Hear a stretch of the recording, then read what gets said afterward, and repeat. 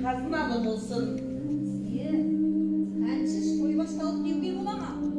Онда ауылдың алты ауызын айтып, әнді бастамаймыз ба?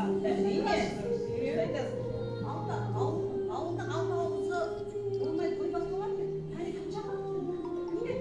Олай болса, сөз кезекті доғарып, кезекті әнге берейік.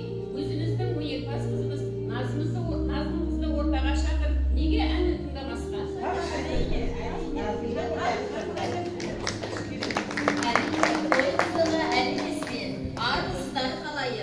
Ауыл аманатын жерге тастағаның жарамас.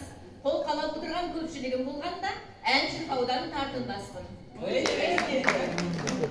Домбырам қайда барсам тастамаймын. Ән менен сенсіз өлең бастамаймын. Екінші 11 перне бір тиекпен сайрасам қызыл тілмен аспандаймын. Ән менен болсын, қошемет сіздерден болсын.